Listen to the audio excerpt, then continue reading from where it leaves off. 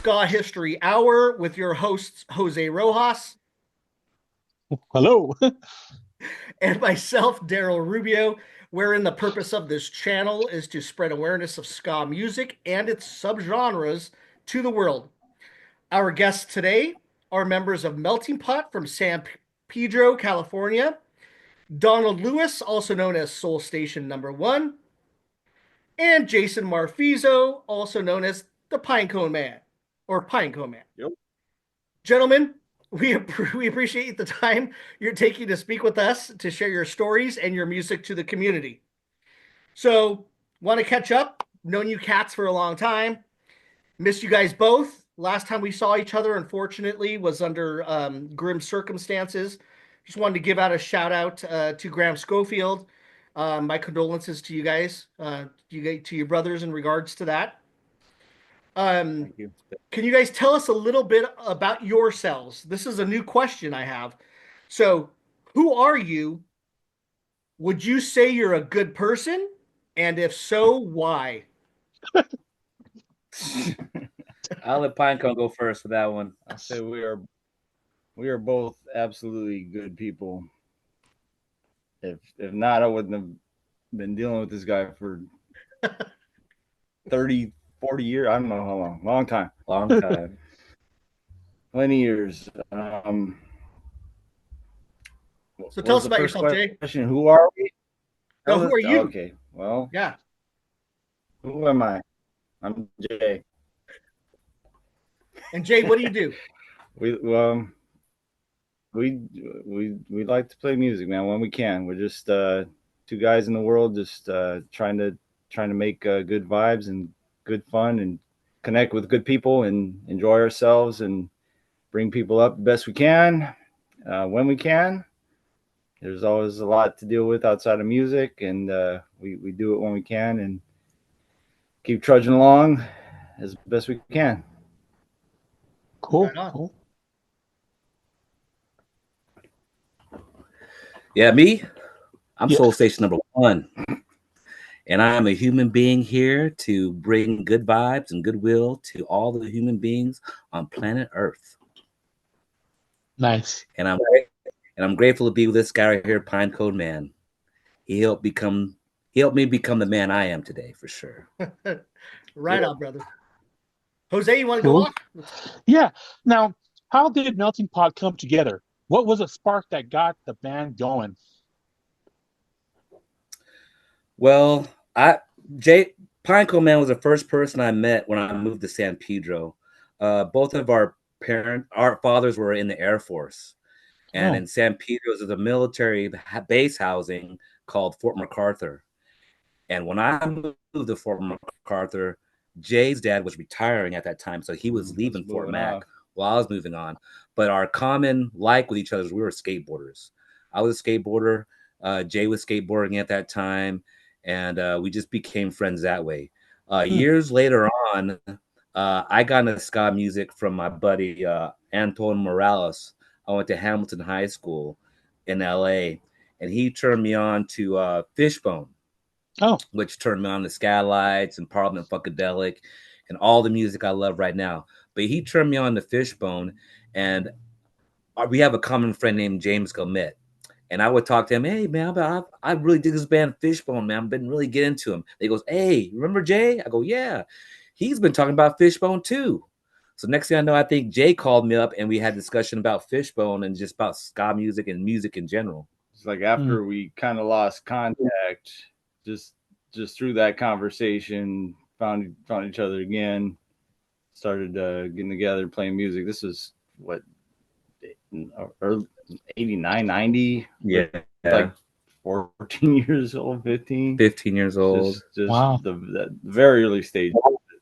Yeah, because I didn't know. I didn't realize Jay played guitar, but he knew I played. I knew he played saxophone in band and stuff. We talked about that, but I didn't realize he was a proficient guitar player as he was until I seen him play later on, a couple of years down the road. Okay. Yeah, well, that's one of my other questions. If you guys were in a high school band, but you answered it. I was. I was mad at him because he was going to Hamilton. I didn't know anything about Hamilton High School. I just thought, why are you going to that school? You should go to Dana. It's right down the street. So being our band was a little shitty, little middle school band at that time. But Hamilton's Music Academy, and that's how we led to the next step of connection with people he met out there in high school. Yes. And, Okay. I learned a whole lot from those guys. So that would be Paul Vargas and like I said, Troy and Griffin. Anton. Yeah. Cool. So Donald, cool. when you went to Hamilton, you had a few famous classmates, right? Yes. I believe like Fiona Apple went there. We had Emile and Justin Poirier. Emile Poirier is a great jazz guitarist. Justin Poirier, he plays in the Oza Motley now. You got Trevor Lawrence, great drummer, played with Dr. Dre, and countless other musicians who went to Hamilton Music Academy. When I went there, I was the first 9th grade class they started with that particular music magnet school. Right on. And you guys started 1994, is that right?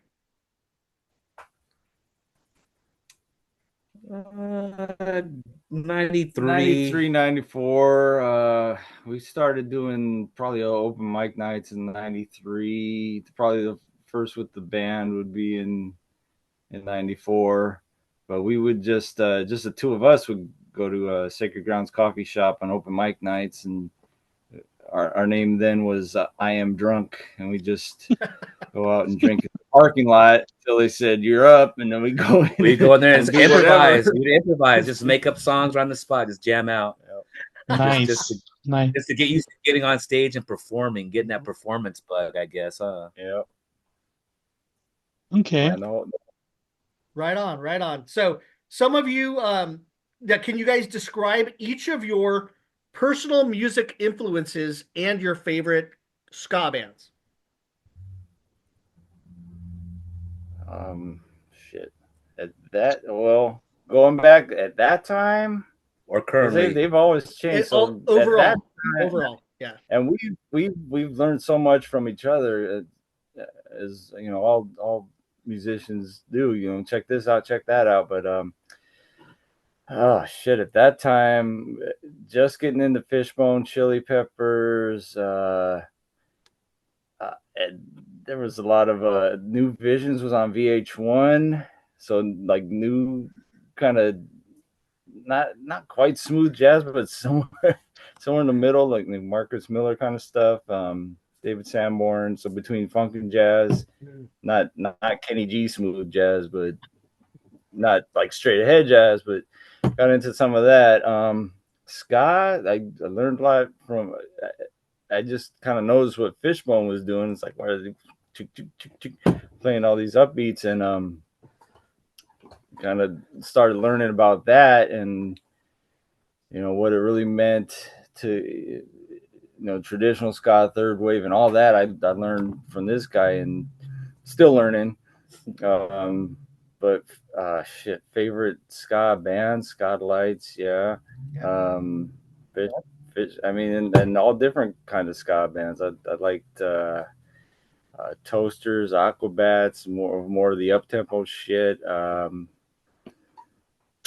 Mobtown. There's a lot of the bands we really started playing with. A lot of the stuff that's on Ska Authentic, C-Spot, pretty much everyone that's on Ska Authentic, and then there's different side. You know, the ones that you put out, Daryl. I mean, so many different styles of the same basic genre, but so many approaches to it, which kind of led us to believe that like we could have our own approach, and wasn't always accepted, but we did what we did. You know, it came from an honest place, and yep. Cool. Donald? Yeah, me. like Jay said, like Fishbone was definitely the jump off for me. Mm. And then being a sax player, I really started listening to Skylights, Roland Alfonso, Tommy McCook, and I incorporate that with jazz musicians I like, John Coltrane, Wayne Shorter, cats like that. But regarding the ska music, living in being from LA, I really geared towards traditional style. So I liked the Ocean Elevens, the Mob Towns, Hepcat, newer Mm. bands, not so new. I like the Slackers a lot. I really like the old school Slacker stuff. I like the new school Slacker stuff. I like the Agrolites a lot. I pretty much dig mostly all the traditional LA scene. Anyone from LA and they playing that good Jamaican oldies, I'm usually down with it.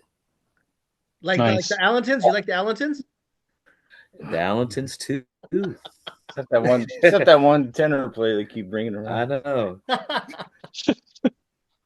right, Jose. Now, where does the name Melting Pot come from, and what does it mean to you all? Melting Pot originally, Melting Pot pretty much describes the band because we didn't want to be labeled to one particular style. Okay.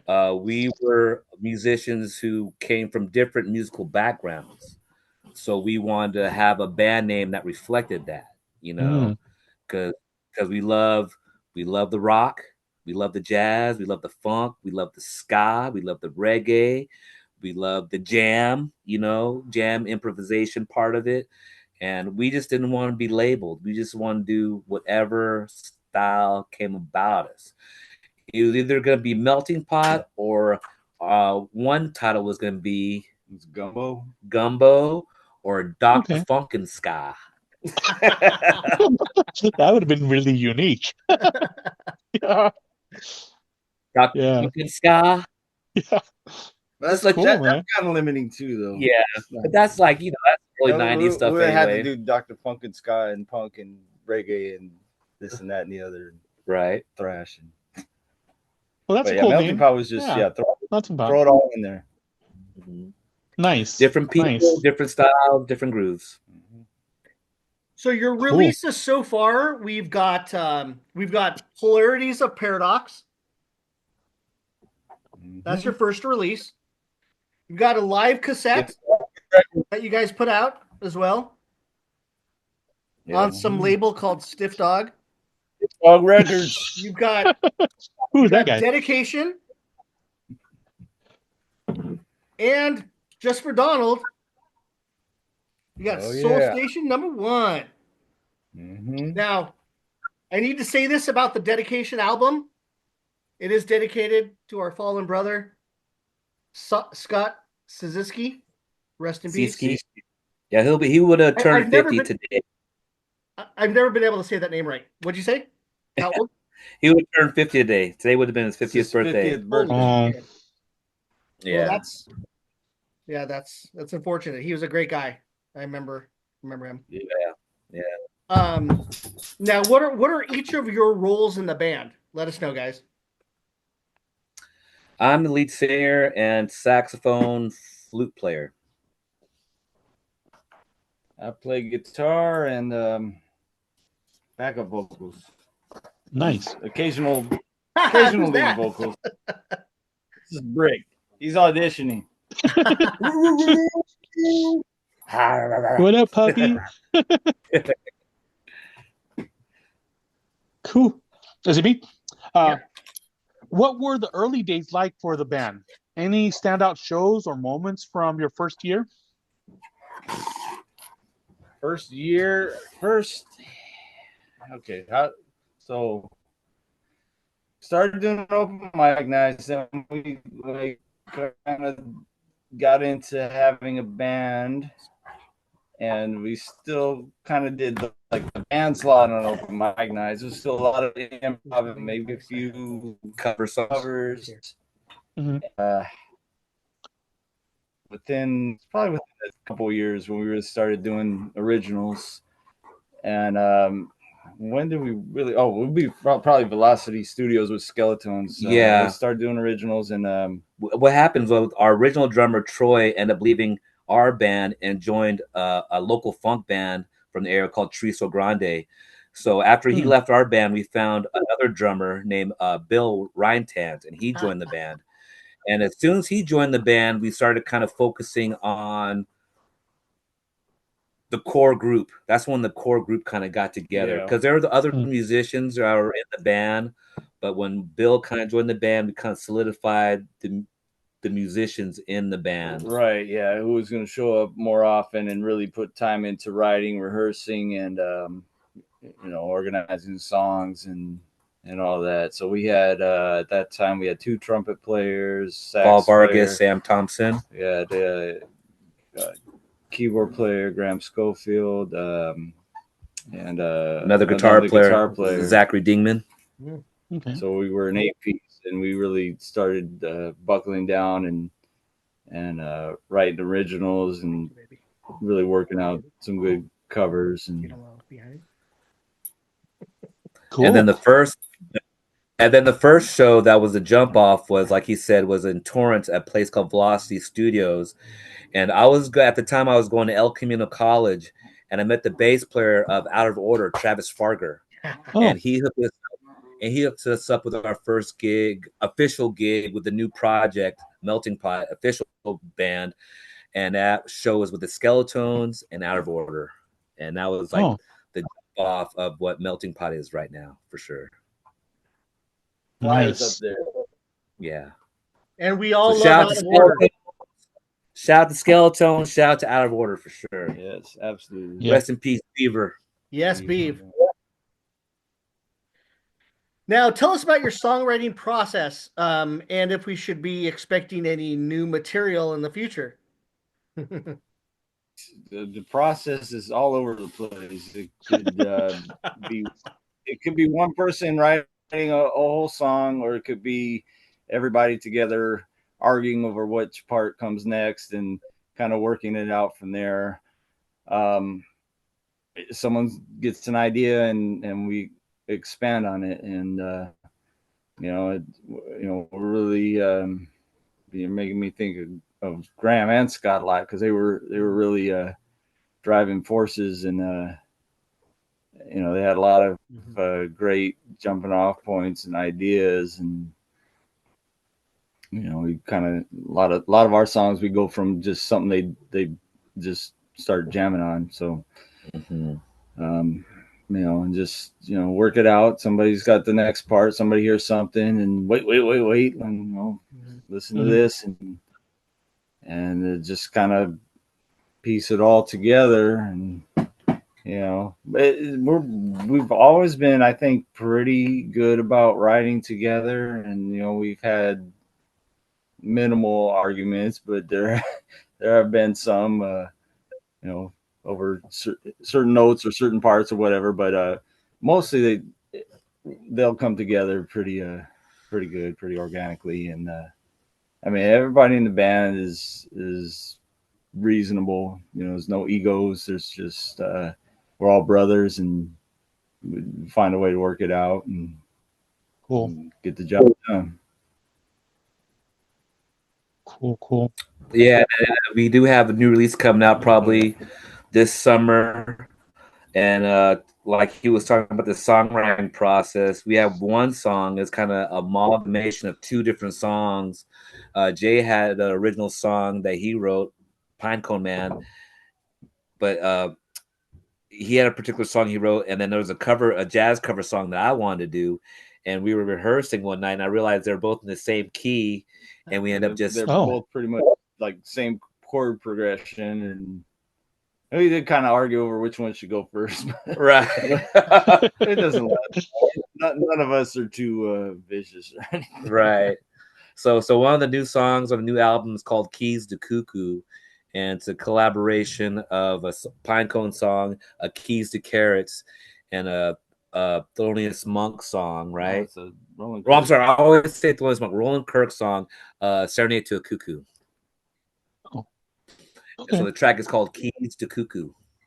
And that nice. I can't wait to hear it. Yeah. That song is probably our most traditional sounding ska song we put out to date, for sure. Absolutely.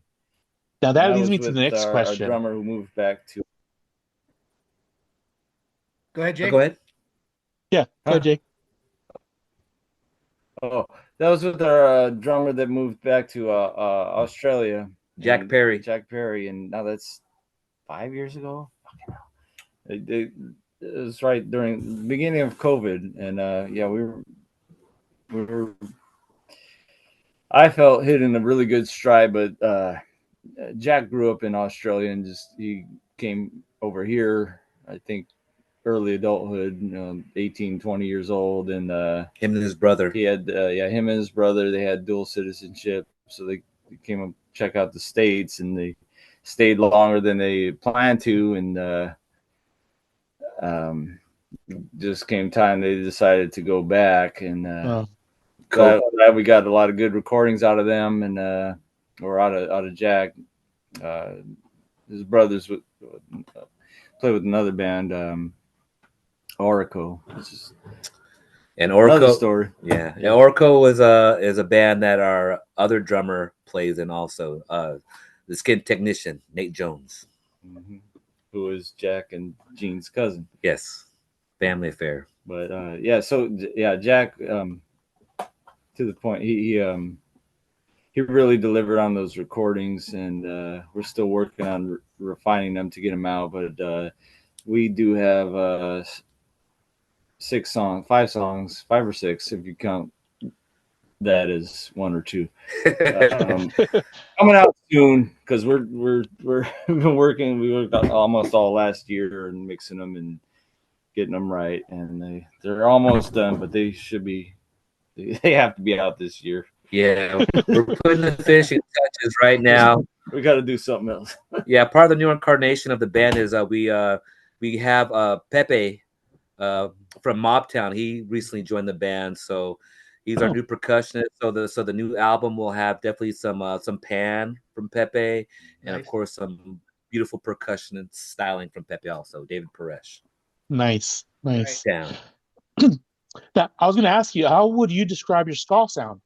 Are you more two-tone, ska punk, traditional, or something else? Something else. I don't know. Ask Daryl. Definitely something else. Something else. Yeah, we take pride.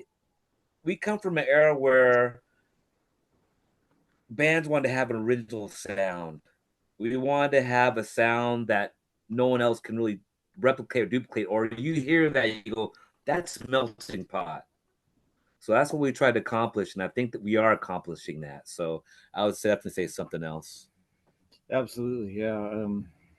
We all, even with Jack, he was learning as a drummer, because he was younger, and all of us. I mean, I know there's purists out there, in whatever type of ska, and you're this, that, the other, but we're trying to incorporate all of it, and it comes out the way it comes out, and I think we've caught some shit for it, but we don't give a fuck. Like I said, it comes from an honest place. Yeah. But there's no one in the band that is 100% steeped in ska, ska for all their life. I'd love to play with a drummer like that someday, and for at least a few recordings or something. There's songs we like that feel, but I think as Donald was saying, Keys to Cuckoo gets us close to that, and it's all the other stuff. It's something else. It's whatever our approach is, and however it comes out. All right, cool. We just play. Cool, man. And Nate's still playing with you guys, right? Nate? No, Nate. Now, No? Go ahead. Nate. No, we have another drummer now. We have a drummer named Jerry Trebatich. He's from San Pedro. He's a local musician. He actually went to school with our original drummer Bill Rintans. And what was the other drummer played with Edie Brickell? Oh, Matt Chamberlain. He's been playing in the past. He's played with Mike Watt a lot. Yeah. And a group called the Second Men, right? or is it One of those. Second Man, Missing Man. Missing Men? Well, he played in the Mike Watt side project for a long time. Him and a keyboard player named Pete. Yeah, Pete Mazic. Pete Mazic, who our old bass player Scott used to play in a Croatian wedding band with. Okay. So Jerry's approach, he's more of definitely a punk rock drummer, very fast and aggressive. He's Bill's age, so he's a little older, but he's very open minded, and he's like definitely adapting to us in our playing style, I'd say. Right on. But it's a long process. And we don't get together that much, at least over the last year and a half. But before that, it was since Jack left, it was great. It's been great playing with Jerry. He's always adaptive and he listens. It's just it's just a new approach for him because he's used to. He's a very energetic guy and he's a banger. He's ready to go. So yeah, he busts up a couple of cymbals at my studio already. Yeah, oh, has he? Yeah, the punk and all that. Yeah. Oh yeah. Yeah, all the distorted punk stuff and all that is amazing. And he even like the heavy funk stuff. But yeah, getting into the ska stuff we're working on it. Right on. Cool. Now, my question for you is, you guys sing and play about the Blue Room, Pink Clouds, and Bitches. Can you expand upon these songs and lyrics, please? Well, I have to admit, Blue Room and Bitch is all about me.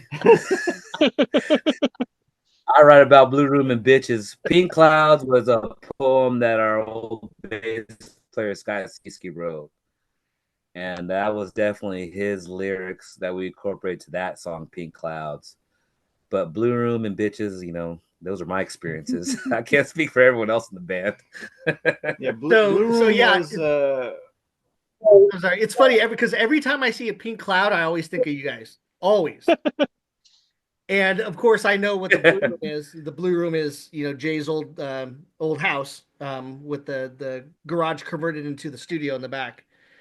But let's talk about the whole bitches thing with My Poor Little Bitch and Die Bitch, because I know Donald, you sing My Poor Little Bitch, and Jay sings Die Bitch.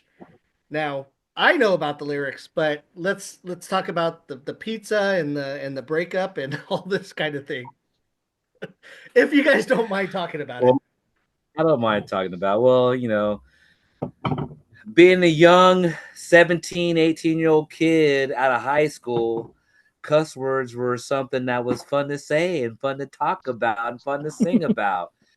And I grew up listening to Fishbone talking about lying ass bitch. Mm-hmm. I grew up listening to Too Short talking about bitches. Bitch. And My Poor Little Bitch was written about a friend of mine who at the time became a bitch because she was dating our trumpet player at the time, Paul Vargas, and she was talking mad crap about him. Oh. And I had to correct her. So when I corrected her about all the mad crap she was talking, we both worked at a pizzeria on Fort MacArthur, and she literally threw a hot pizza on me because she was so upset what I was talking about defending my friend. She threw a hot pizza on me, and that inspired the song "My Poor Little Bitch" because it's basically saying, you're a bitch, but I feel really sorry for you. I want you to be a better person. I don't know why you feel this way, but hey, I'm feeling this way right now. I'm gonna write about and sing about it. Here we go. That's right.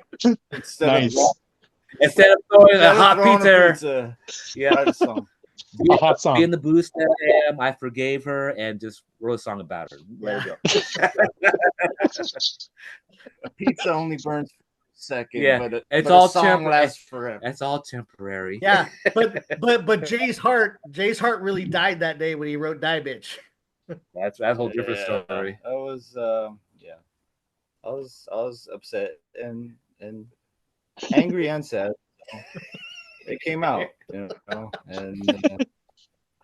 I believe a lot of people have felt that way, male and female. That, and it Yeah.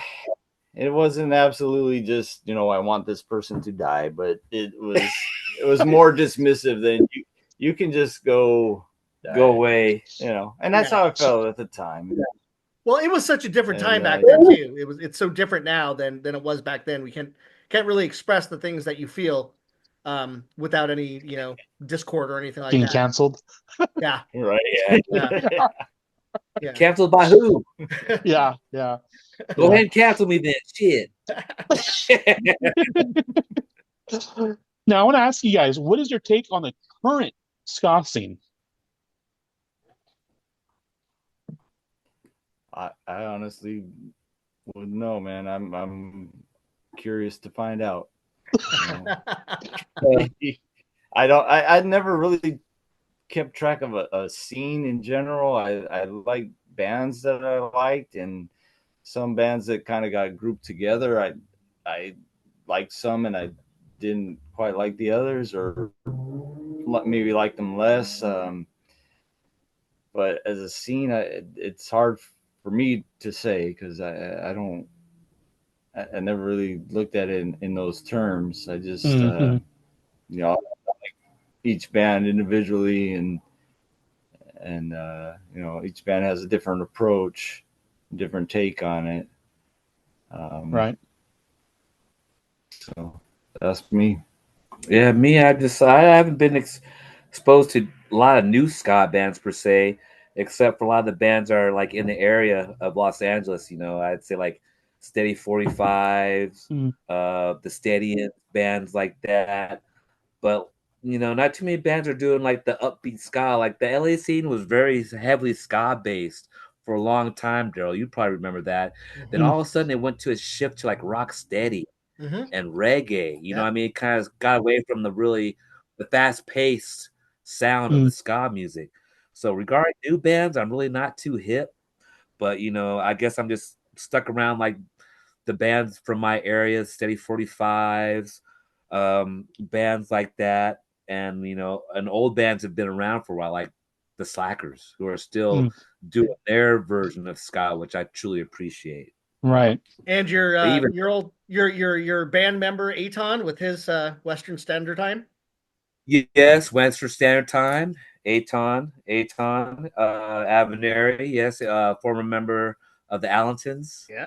and I met him through his brother, who was in a band called World Tribe, and Mm-hmm. I believe that band World Tribe was one of the bands who helped create that Cali roots reggae sound that's so popular today. I Mm. think World Tribe had a lot to contribute to that, and a band from the area also called Common Sense. Mm. If you remember the '90s, I Yeah. think they contribute to a lot of this Cali roots reggae sound that's out right now for sure. Okay. Yeah. And your other bandmate, Robert Sotelo, is in another Cali Roots band, Irie Beats. I'm sorry, not Irie Beats, Rise I Roots. rise, re- He's yeah, also in Irie Beats, but that was yeah, before. But yeah, Rise Roots, and they're doing well as well. yeah. Yeah. So we've Another got to keep out. in regards to the whole Scott thing when we when Jose asked that question is because we got to keep our finger on the pulse with all the whole Scott Yeah. thing because we do this thing weekly. Um, Right. we're gonna go ahead and show some old ass flyers from you guys. Not sure if you guys can see these. Can you guys see that? Yes. Yeah. All Yeah. right. So you guys played back in the day. This was what, 96 maybe? Uh You guys huh. played at this tiny ass place with the Aquabats, janitors, and hippos. You played this big ass ska festival with that Luis and I put together with all the awesome dudes from Out of Order and some of these other bands that some of them went on to be a little bigger. Yes. We've also got when you guys played at Sacred Grounds with janitors and Slow Gherkin. Uh huh. That was a while back. There's this one. I believe this is you, Donald, when you were a kid, right? That's not me. Oh, it's That's not not you. me. I thought that was you this whole time. That's Donald Jr. No, that's not Donald Jr. either. No, that's Dwight. Is that Dwight? That's Dwight. That's Dwight. Is it? That's lead singer of Arco, the band that our current bass player and our old drummer Nate Jones played in. Yeah, right on. We also got this jam that you did down in what was that? That Lawndale, I think it was. Oh yeah, It was Lawndale that you a guys. frog or something like that. Yeah. Yeah. That was frogs. You guys played with the Skeletons, Freak of Nature, the I remember Humbones. Freaking Nature. I think our Frogs? Freaking Nature a long time. Remember that? Wow. Remember that? Oh, shit, 96. What's his name? What's his first name? Schaefer? I forgot his first name.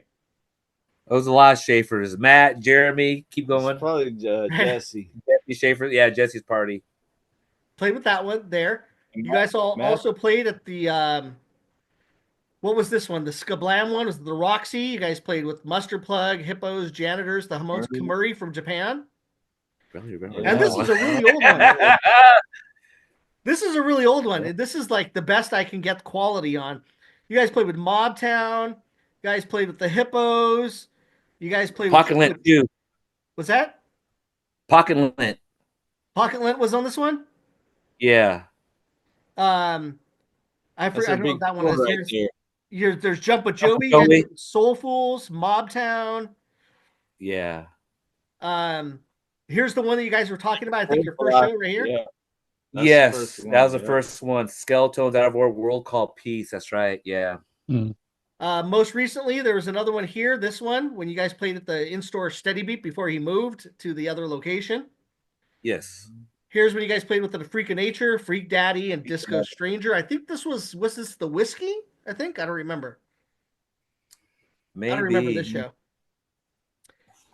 We've also got this festival Luis and I put on that you guys played. This was that two stage one. Yeah. In Montebello, that was a killer fucking show. We have video of that somewhere. Yeah. Oh, really? We might have some Aquabats on there. I don't know. We have ours. I had filmed the whole first, the main stage I had filmed, and I can't find my video anywhere. Luis was asking about it a couple years back, and I just can't find it. So if you have some footage, I'd be, stoked to get that from you.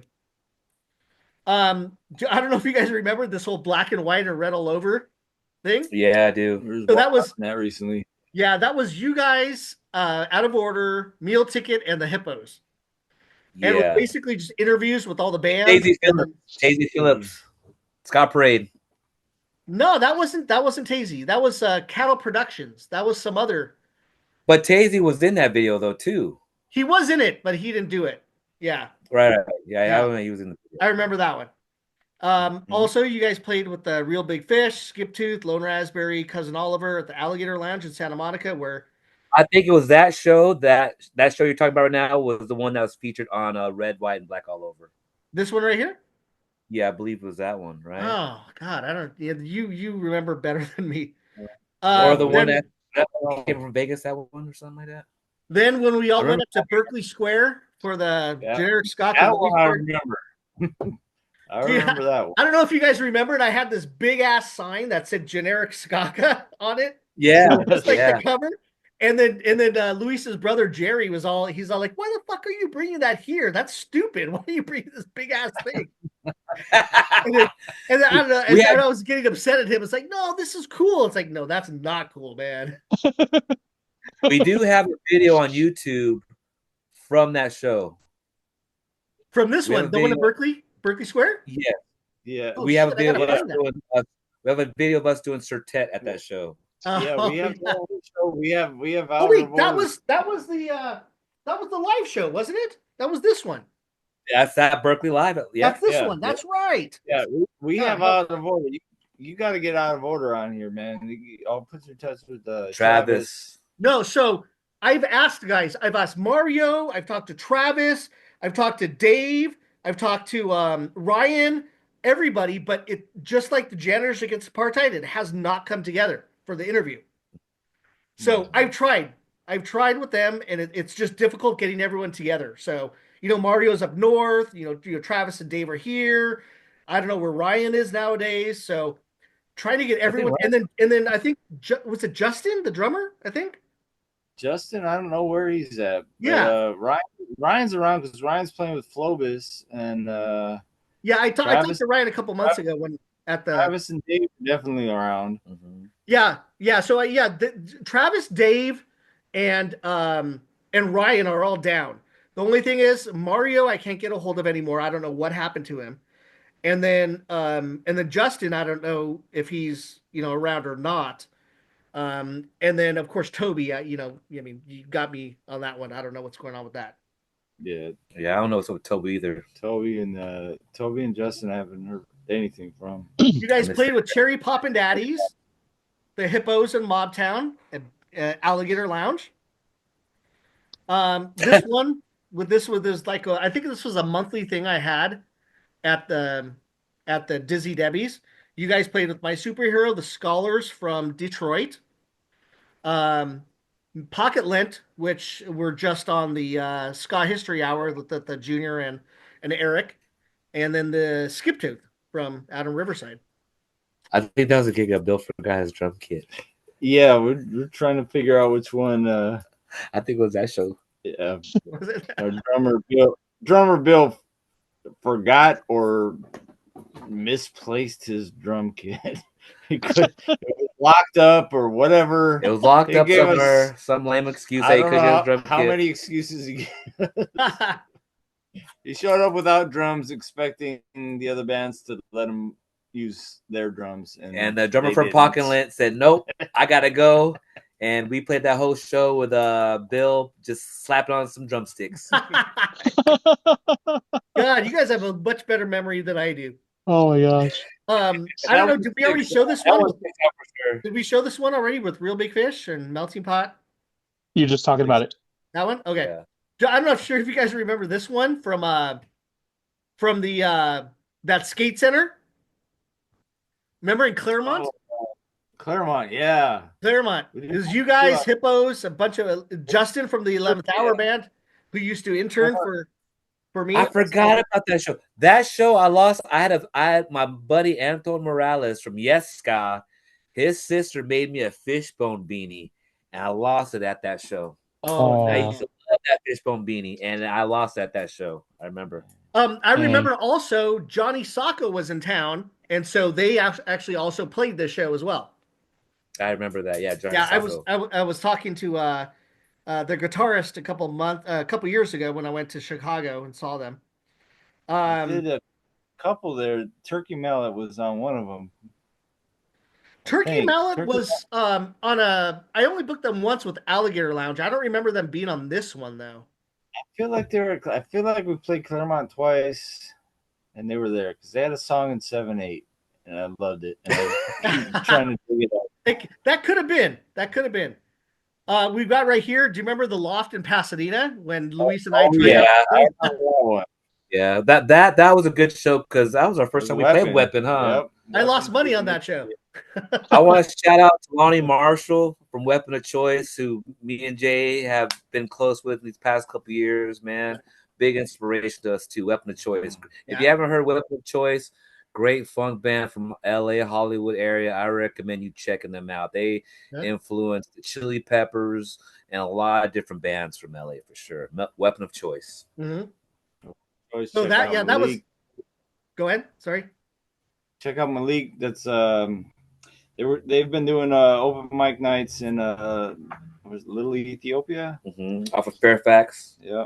I don't know if they're still doing them, but check out Lonnie Marshall, Meganette, and Malik and Deering, doing open mic nights, and they're doing a lot of great things. Great ambassadors for music across the whole universe.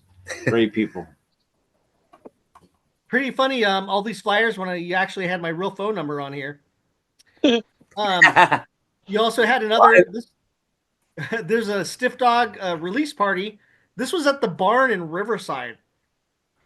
I don't know if you guys remember this show. I barely remember that one. Yeah, I think this is the one where I went on stage with the Adjustments, and they wanted me to on the song White Rhino, and I went on there with the like a mask on or something like that, and then I would drop pieces of white dough from my ass. That was that was some stupid shit back then, man. Let me tell you. Shout out to the adjustments, man. And then there was the record release party that Luis put together for the first CD I put out. Then, and that was a killer fucking show, man. That was great. That's when Pete Porker from the Porkers came out, and that was the first time I met him. So that was pretty cool to go there. And then I think this is the last one we got here, Rockers on the Waterfront, something more recent. When you guys played there, with of course with King Steadybeat and Mr. Donald Lewis right here. Mm-hmm. Then we got another one here at Todd's Place, the Sardine in Pedro as well. Yes. So this was John T's Tavern, right? San Pedro Brew Company before they changed it. Yes. Oh wow. Yeah. And then Todd's was always the Sardine there. So cool. Let's get back to normal there. Just wanted to show some of these past shows. You guys have been around for 32 plus years. You know, busted. How many years? 32 plus. So it's just amazing that you guys are still going strong and playing your style of music, which should never be changed. You guys are not set in one genre. I know, remember when I was dealing with you guys back in the past, I used to kind of lump you into this genre of ska, punk, Rastafunk, which you guys are so much more than that. So we'll turn it over to Jose again on that. Now I want to talk about that one song it's called Sertet. It sounds a little like the Tetris song. A little? Now, why do you guys think of like covering that song? And like, who loves the Tetris? That was just my wife playing on a Game Boy, and I kept hearing it, and like, yeah, play this. Yeah, that song's so addictive. Yeah, It is. That's probably like our one global hit. We've seen so many different bands from around the world doing our version of that song, because we have a very particular breakdown that song, and we could tell they heard our version when they cover it. I think it was on that ska Cover It Up or something. Someone tried to cover it, right? I don't know about that. There's an album called Ska Cover It Up, and it's about ska covers, and someone does Tetris on there. And I think that's after they heard your version about that, they tried to redo it. Because we know like the Tokyo Ska Paradise Orchestra has a version, but they're not really like the Tetris version like that we do. But they still copied you. No, not Tokyo. No, we didn't. No. Tokyo Ska Paradise Orchestra. I think it's kind of funny that you guys felt that. Apples and oranges. It's a song that obviously it's out there all over the world. So I mean, it could have happened to anyone else. The same way it happened to us. Just like it's a catchy tune. It's like, let's play this. Yeah. But you know, it's cool to hear that little breakdown that we do, and other bands are doing it, and even we're tagged in some of it. Like we see it in South American bands, and they'll give us credit for it. And it's you know, it's not our song, but that little snippet of it and the little breakdown and going into the solos and all that. It's funny hearing like other bands like kind of do our solos too, like in the song too. Like Sam's little part, you know. Yeah, it's just awesome to see it out there. So you know, Tokyo Ska Paradise, you know, they I don't know, I don't see anything that they did that resembles us other than, you know, the melody, which has been that was an old Russian song from 18. I don't know how old it is. Yeah, it's an old song. It's old very Russian old. song, I think it's kind of funny how you guys spelled the name of the song is Citret, which is Tetris backwards. No, Sertet. Yeah, to avoid legal trouble. Yeah. Having to pay royalties. We don't get sued by Nintendo. Yeah. They sue everybody, bro. Exactly. Maybe we should have. Maybe it would have been bigger if we did. All right. Oh, yeah. Hey, Jose, go on with another question because I got to Oh, take a okay. break real bad. Yeah, yeah. Now I was gonna ask you about another song. The song it has a flute in it. Oh, I didn't write down the name. Oh yeah, Pink Cloud. Time to Change, What time to change? right? Yeah, Time to Change. Now when I heard that song, I was like, oh, this is badass with a flute. You don't hear that many songs with flute solos or flute in there, melodies, especially ska songs. Mhm. Yeah, that's pretty awesome. Now, why did you decide to do that? Oh well, I started learning how to play flute from my senior year in high school. I started listening to a lot of War, and Okay. Charles Miller, as a sax player from War, was playing a lot of flute. Mm. So my ex-girlfriend at the time, she had a flute that she wasn't playing anymore, so she pretty much gifted me her flute.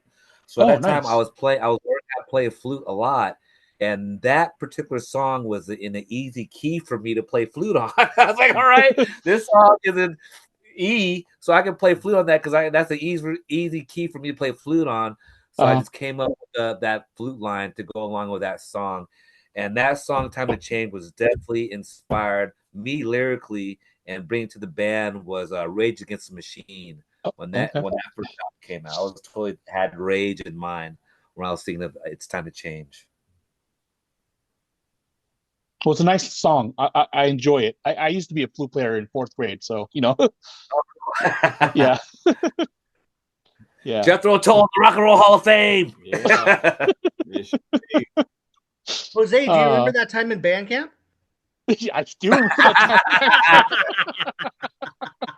in band camp. I do remember those times in band camp. I do. Good Uh, times. yeah, yeah, yeah. Going to zero period. Oh, for marching band. Oh my God. Now, now, guys, I know you guys are been in other bands. What other bands have you guys been in or are still in? Uh, Me, probably just the metal band Dark Descent. That was a little before Multipod. That was started playing Metallica, evolved into Slayer, Death, a lot of speed thrash death metal, and that lasted a few years. That was also with Scott Seesky and Frank Chutanich from Pedro, and Dan Muno, who has also passed, and is also his birthday today. Mm. Hmm. So thinking of those guys, and Frank Rowe, who's still around, but yeah, that was 91, 92, roughly. Other than that, I played with my brother's band, Alter Ego, way back. Played a lot of sax, also with Donald and Paul, uh, and not a whole lot of other bands for me. But this slut over here probably has a few more. I'm a music slut. Yeah, That's exactly it. Alter Ego with Pinecone over here. His brother, that was a great group. Backing up a hip hop group from Pedro DC Click, rap group from Pedro. I played in this band called Chingus Dominguez, local group here. Yeah. The Allentons, traditional ska band. Um, what else? I have my own solo project, Soul Station number one, the Point from Rockers, which always have different incarnations of members coming out. Pinecone Man played sax one time, guitar one time, just different rotations of people with that solo project. And Played That melodica was your once. son. That was Miles, yes, right? that's Miles right there. Miles when he was Yeah, young, huh? yeah. I have my new mixtape coming out this summer. 5 tracks of love coming out this summer too. My new mixtape, Even more All love. right. Even What's it More going to be Love. on? Is it going to be on some physical media? It's gonna be on CD, and you'll find it on SoundCloud, just like Mother mixtape. Yeah, it better be on CD because I like physical media, man. Yeah, I'll have it on CD. I'm old school This like you. Friday, I'll be jamming out with this band called the Kingston Beat All Stars in Long Beach and Deep Yeah, Piazzas. yeah. I know that, Okay. man. Yeah, so yeah, just doing things here and there, just So, like Jay playing. said, yeah, you're slutting it up, man. You got a lot of. I jammed out the Israelites not too long Gotta tell you, ago. you got time for Melting Pot? What's going on? I was Melting Pot, but just play when we can play. He always comes home. You know? I always come home So when the door is open. I come home for dinner. So when does Melting Pot plan to evolve into the next show? Well, right now we're just focusing on finishing the album first, finishing our new album, and then after that we'll see what happens, right? To support it, right? Yeah, Cool. we're planning on we're hoping to do a tribute show for Graham. For sure. In sometime this year, we're hoping to, and we're way overdue for one for Scott. And I mean, obviously, they're both be a part of both of them. And those will be different than just Melting Pot shows. But yeah, of course. As far as us as a band, we don't know, because we don't know who's. We don't know, It's we're gonna finish the recordings because those have Graham on them, and yeah, of course. We want those to be right, and when we get back to it, whatever you need, I'm there, man. Just let me know what you guys need. I'll use my resources, see what we can do, get this proper tribute, man, because some good guys gone there. Yeah. Anyway, don't mean to be a damper either, too. Sorry, guys. It's all good. It's part of life. Part of life, man. Yeah, but good spirit. I don't even know whose question is anymore. Well, why don't I just throw one out there? Now, I was looking at the Spotify playlist, right? Melting Pot. And I came across this album called Pressure Cooker, and it did not sound like you guys. Like, what is this? Not us. Yeah, that's not you guys, right? No. How did it get on there? What's going on? And I think that happened out of order too, because it's melting together. Yeah. They lump all those melting together. Yeah, I know there are other. We've encountered that in the past. There are other bands with that name, but I guess Spotify and whatever streaming. They gotta fix that, bro. They don't. I know. Yeah. They gotta fix it. Because I'm positive there's another out of order. So they got the 3 out of order albums, and then there's another band that they throw in there, and then that Pressure Cooker, that's not us. And I know there's more Melting Pots out there. I believe that there's one from Canada. I don't know if that's the Pressure Cooker one, but there's also a restaurant, because I've looked it up. Yeah, the fondue place. I want to go there one day. Take me with you, Daryl. You guys got to play there one day. All right, I'm down with that. Yeah, we can work out some agreement, right? Yeah, exactly. Yeah. Right. I'll put my nuts in chocolate sauce. So you guys are real people. We know that, just like us. Now, Scott doesn't pay the bills, man. So what do you guys do to support your families? What are your occupations? I'm not at liberty to say specifically what in general is fine. Work for, but I am in corrosion control on pipelines, not oil, something else. Okay, not oil. Don't know if that makes it better or worse, but I don't know. Maybe I shouldn't have asked. I'm just kidding.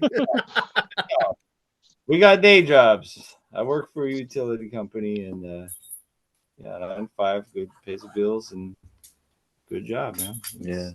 Raise babies, pays the mortgage. I know that's cool. Now, are there any songs you play? Hey man, you forgot Donald, man. Oh, I'm sorry. I'm so sorry. Oh, me, Donald, we got to get Donald too. Yeah, I'm a dock worker. I work on the docks of Long Beach and Los Angeles, but I'm mostly working in the Los Angeles ports. Yeah, that's a lot of hard work, no, dock worker. Yeah, it's hard work. It's hard work. Yeah, I'm grateful to be part of a union, a strong union, and I support all the unions across this country of America for sure. Ditto. Cool. Now, I was going to ask you guys, are there any songs you play that would always get the crowd moving? Well, Sertet does. Poor little bitch does. Sertet, my poor little bitch. We have a new track that's coming on the new album called Holidays, which seems to be like people like that one. It's Yeah. in there. Holidays. Tom Tice. Budafro. Budafro. is a party starter too. Yeah. Cool. Tom. I'd say all our songs are party jams, depending on the party we're playing. If people know them, and there's there are songs we have that. Isn't this is the Temple of Budafro, right? Yes, sure, why not? You will find that. I think that's what you said, Donald, back in the day. Yes, you'll find that castle will pop out of royal palms on a certain solstice evening. That's the blue room door right there. Yeah, that is the blue room door. God, we were kids back then, huh? Doing this? Yes. So grateful to the Marfizo family for allowing all of us degenerates to go play music in the backyard and hang out. Yeah. Yeah. We're not degenerates, but we're young kids, and it was definitely a safe haven for us. It was a safe spot for us to be creative, and kept us out of trouble from running the streets for sure. Yeah. For running the streets. The streets of Pedro. Yeah. Going down to Sunken City. Yeah. So it's not for the weak-hearted. No, it's not. Daryl knows. He lived in Pedro for a little while. I was in Pedro for a long while. 2 stints, man.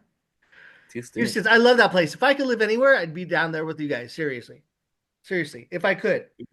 But I got kids up here. Put them through, and then I could be, down there.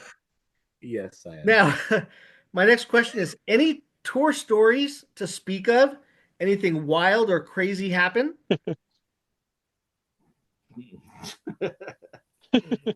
Easy answer. Well, for me, probably. I'm sure maybe other folks in the band, maybe, but we didn't do a whole lot of touring, but nothing too crazy that I remember.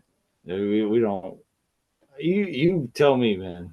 I remember this one time we played like band camp. That one time in band camp. No, we had a gig out in Arizona, in Tempe. We played at Boston's or something in Tempe, Arizona, and we were on our way back to LA to play the Alligator Lounge. We stopped in Las Vegas, and we had a fun time in Las Vegas.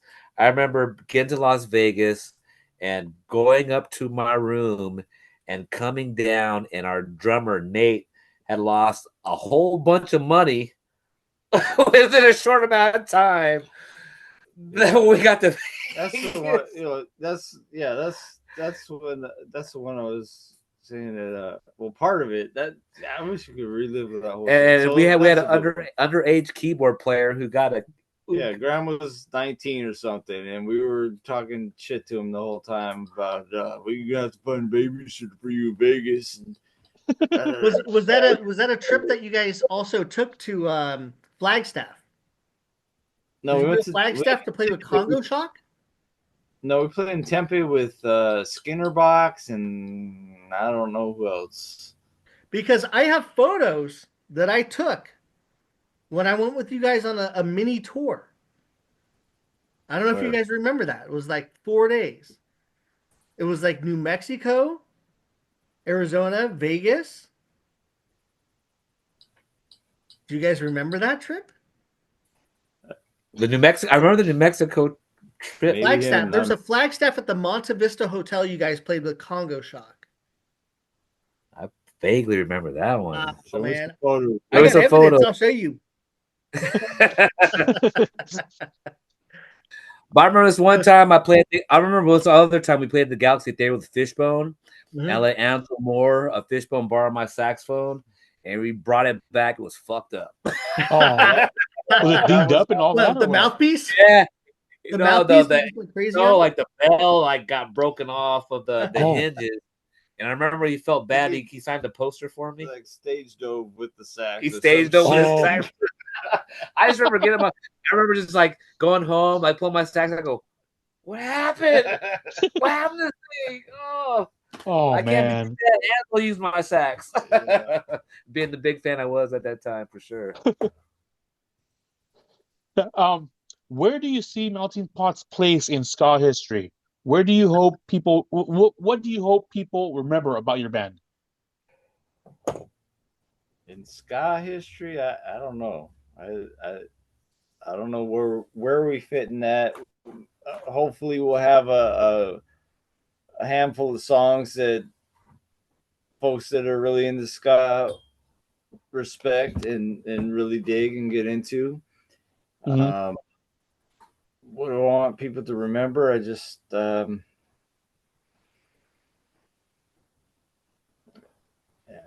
just positive vibes. Positive Positive, vibes. something uplifting, something to make them feel a little better. There's nothing. There's no goal. There's just we like to play music, and we hope people dig it, and whatever category anyone wants to put it into, that's great for them. But we're just trying to make music and have fun and Mm. lift people's spirits and ours. It makes us feel good. Yeah. Right. And so much the better if other people join in. Right on, guys. Hey, Cool. so I know, remember back in the day, comps were a pretty big deal about learning about new bands. Do you feel that your band had gained more exposure from being on these types of compilations that were nationwide and sometimes international? Absolutely, man. And I thank you for that. And I thank Luis. And it is a huge part, dude. It is how our shit got out there. It's It was a different time. Hmm. Yeah. Yeah. What about us that drew you to us, Daryl, to make you want to be part of your compilations? I'm just curious. What'd There you you see go. in Melting Pot? What did I see in you guys? Yeah. To You make guys just make went. us be part of your compilation. You guys sounded different, man. You guys were there just to express yourselves, man. That's what it was. About the music, man. Yeah. Then to know you guys as brothers, that's even better. You know what I'm saying? Yeah. You know what I'm Yeah. saying? So yeah, Yeah, for sure. you get to know certain people in the scene, or just good people in general that you just know over decades. That's all it is. And if you share Yeah. the love for music, hey, it's even better. That's what Melting Pot is all about. This the love of music for sure. Yeah. So you guys are talking about some new material. So Donald, One Take Studios that you Yes. own in San Pedro. Now, Yes. tell us about that. What do you do?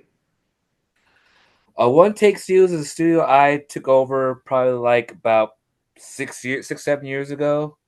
I originally got the spot from a bass player who lived in that. He actually had a one bedroom apartment behind the studio and the studio in front of it. Mhm. He moved Oh, out because mom passed away. So Oh, it was my opportunity to find a spot because I always wanted to find a place for Melting Pot to practice. Like I found a spot on in Pedro on Harbor Boulevard that was another Blue Room Steels we moved into for a little while. And then when I took this One Take Studio, it was originally a spot for Melting Pot to practice originally. And it turned into a recording studio slowly but surely because the space I had and bands that wanted to work with me. And I started recording punk bands there. I started recording hip hop projects there. Uh, I started getting more recording equipment and more studio stuff.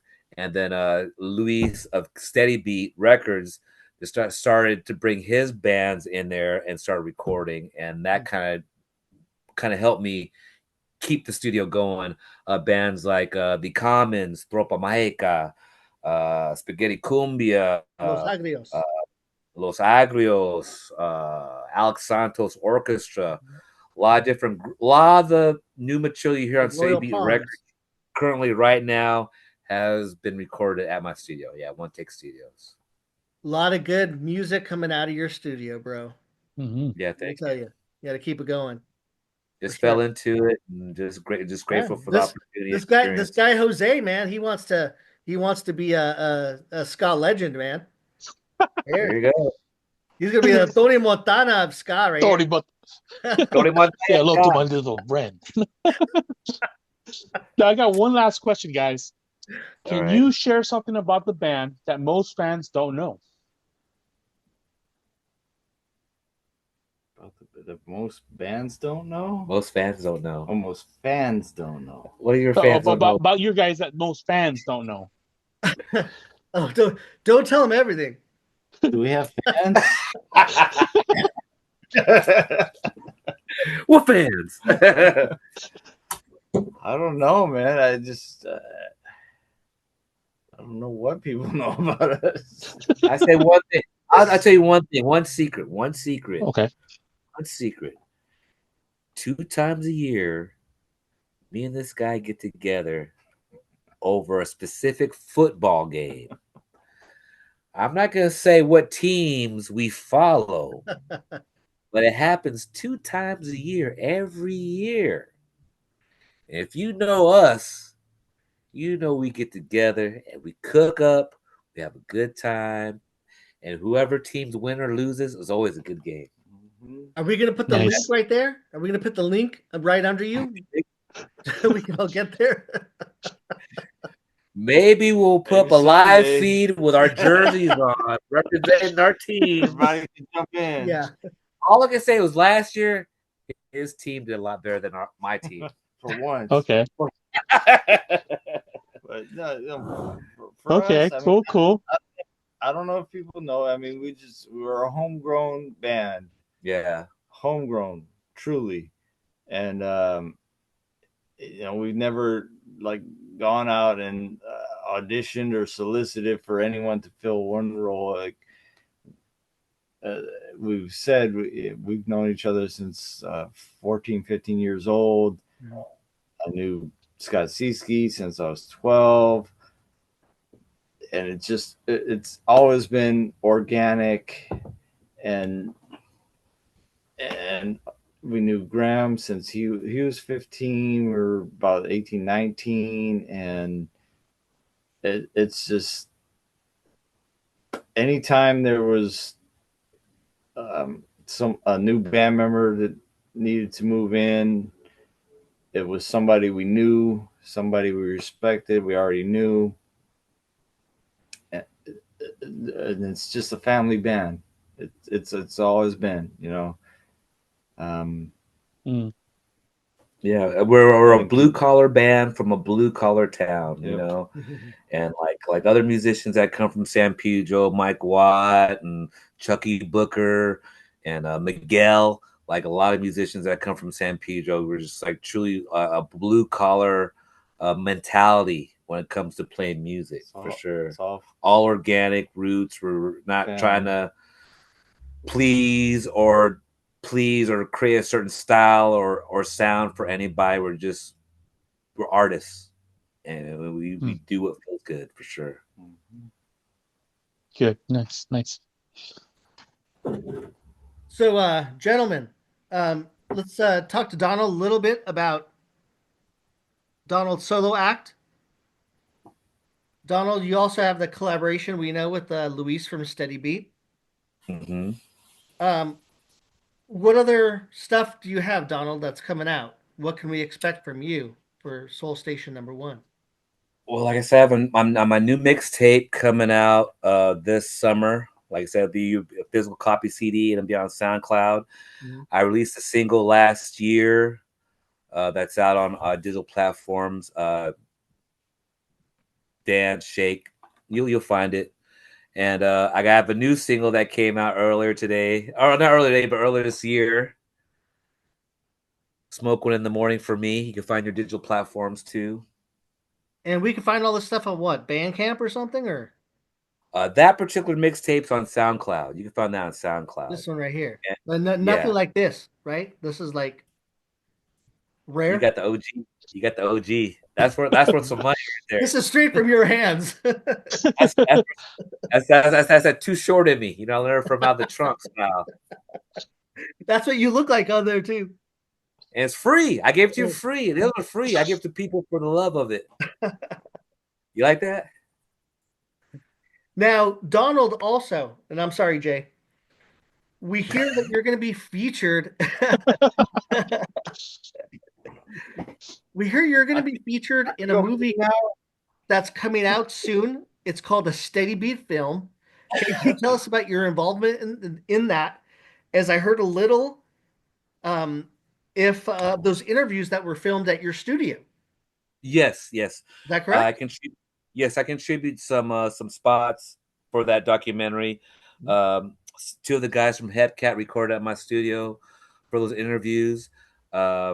Me and Tommy from the Allentons recorded our interviews at Luis of Steady Beat's old record shop, Yeah. and pretty much just talking about my contribution to the Steady Beat label regarding the Allentons, the band I play in, and my studio with the new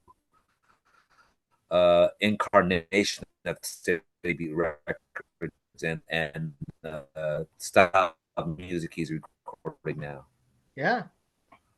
There's good things coming out of the studio. There's good things coming out of Steady Beat. Can't wait to see what's happening next there. So the collaboration Yes, that you have with Luis, he does pretty much some of the producing. You do all the engineering. Is it a collaboration between you guys?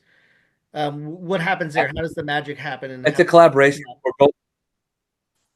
We're both co-producing all those new tracks on Steady Beat Records. We're co-producing, and I'm engineering them. Yes, and that's pretty much what we're doing. Our production company is called Sea Salt and Peppercorn Productions. Sea Okay. salts and peppercorn. Yeah, Okay. so that's Luis and I, and that's doing all the stuff under the Steady Beat moniker. Yeah, the Steady Yeah. Beat umbrella. Cool, bro. And we pretty much just listen to the tracks, mix them down, and just make them sound good to your ear hole, baby. Yeah. And you're just a block away from the bluff or the cliff right there, right? Or the ocean. Yes, that's one thing that keeps me in my spot. It's a block away from the water. And a lot of people who's recorded at my studio, they find inspiration by just walking a block down and just Mm, staring at the water. The ocean's right there, staring at the moon over the ocean, just wow. feeling that ocean breeze and all that. Yeah, Yeah. you know what? That's exactly what you did walking down there in your video for Grateful, right? Yes. Yes. That's right. I see that. I'm great, but I watch you in that walking down the street. I go, I know where he's going. Yeah. Walk into the mossy rocks. Yeah, exactly. Shout out to Mossy Rock Dog. Jose, did you have a question? No, that was the last question I had. The one I had, yeah. All right. So, guys, what does the future hold for Melting Pot? Let us know. More new music. We're trying to finish up. Like I said, the new album should be coming out this year, and just get ready for whatever that will come out. Yeah, Nice. keep trudging along as we always have, and sometimes there are surges, and sometimes it's slow, but we're definitely in a kind of rebounding period, refocusing, and we'll be back. We will always continue, Yeah. till Nice. our old age. We're gonna keep going, one way or the other, but it's definitely a time of look. Dougie's crying. What's wrong, Dougie? Well, I can't wait for you to see you guys in action, a live show. Looking forward to it. man. Yeah, Yeah. for sure. We're gonna put that together once you guys are ready, of course. Mhm. Now, gentlemen, is there any last words that you have for your fans or these viewers of this channel at this time? Anything other than what to expect there? Anything that you just want to put out there into the world? Well, I want to thank you to anybody who has listened to any Melting Pot songs and had a smile while listening to it. I want to thank you because I know I do, because it makes me feel good, and I'm so grateful to play with this young man right here, Pinecone Man. I'm so grateful for this gentleman to be in my life, and I just want to share our goodwill and tidings and the vibe that we get when we play together to everybody out there. So if you love Melting Pot and you heard our shit and you down with us, I want to thank you from the bottom of my heart for sure. Yeah, ditto all that shit. Absolutely. Thank you for anyone out there that ever comes out and enjoys our music and connects with us, and that's why we do it, for us to feel good, to spread that good feeling to anyone who's around, and just have fun and enjoy life. And music is a huge part of life, and feeling good, and absolute positive force, no matter how it's categorized or debated about, or it's just, and that's a fun thing too. One of my favorite things is people come up to us and say, that song was awesome, but that other song sucked. What the hell is that? I love that. Like, I love it because everybody has their different thing, and someone else will say the opposite, about those two songs. So, we'll just keep doing it as long as we are able. Yeah. Cool. And if you're Melting Pot fans, don't be shy. Come out and connect. Connect with Pinecone Man. Tell him you want us to play at a town near you. And what platforms are we going to reach you on? I'm on Facebook. We have Facebook. I'm on Instagram. What are your tags? This is your time, gentlemen. Okay, Melting Pot Jam. Melting Pot. Meltingpot.jams on Instagram. Okay. What's Facebook? What is Facebook? Fucking Melting Pot. We're on Melting Pot. I don't know. I'm not on Facebook anymore, so I don't know. So how do we know we're not going to get to that restaurant? Yeah. Or that other band. Fine. If you see Melting Pot that you got to sift through, you know which Melting Pot you come to when you come across. You know what? You know how I find it when I search? It says I put Melting Pot, ska, and there's no problem. Yeah, It shows that's right what I now. do too. Yeah.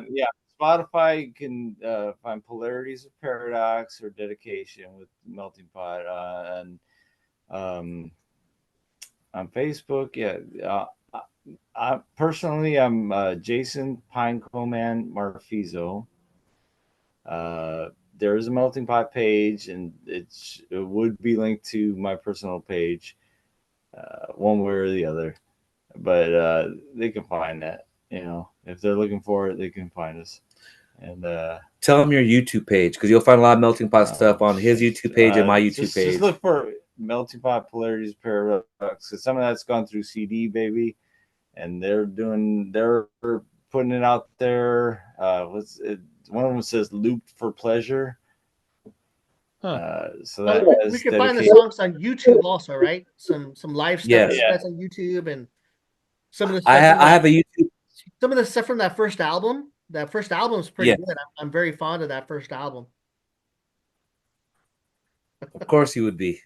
Also, I have a YouTube page, Soul Station #1, and I do have a playlist, which I'm currently adding videos to it now, which has Melting Pot stuff on it also. Yeah, any type of Soul Station #1 collaboration for sure. Cool. Right on, brothers. All right. So we're going to wrap this up. Want to appreciate your time. Thank you for everything. It's great to hear from you guys. Can't wait to see what you guys have in the future. Hello, Skankers. Jose here, aka Skanking Force.